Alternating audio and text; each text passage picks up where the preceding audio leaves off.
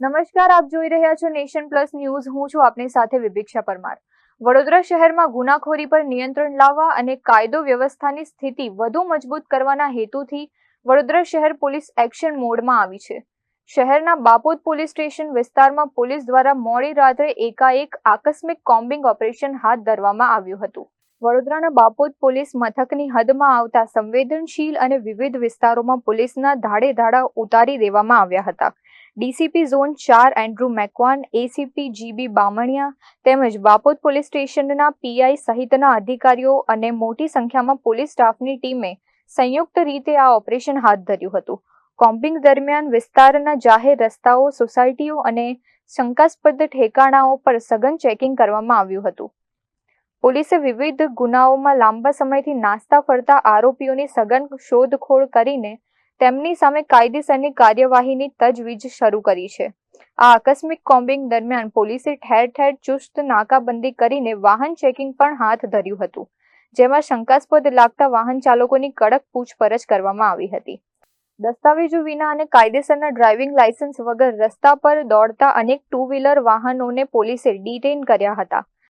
આજરોજ વડોદરા શહેરના માનનીય પોલીસ કમિશનર સાહેબશ્રી અને સંયુક્ત પોલીસ કમિશનર સાહેબશ્રી સેક્ટર 2 સાહેબનાઓની સૂચના અને માર્ગદર્શન હેઠળ બાપોદ પોલીસ સ્ટેશનના એકતાનગર, દત્તનગર વગેરે અલગ અલગ વિસ્તારોમાં આજે એક કોમ્બિંગનું આયોજન કરવામાં આવેલું છે.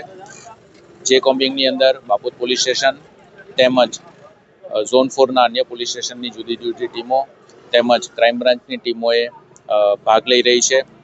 અને આ કોમ્બિંગ ઓપરેશન દરમિયાન જે ગુનાહિત ઇતિહાસ ધરાવતા ઇસમો છે, MCR કાર્ડ છે, હિસ્ટ્રી શીટર છે, અગાઉ મિલકત સંબંધી ગુનાઓમાં જેઓ પકડાયેલા છે, એ તમામ ઇસમો એ વિસ્તારોમાં ચેકિંગ હાથ ધરવામાં આવી રહ્યું છે.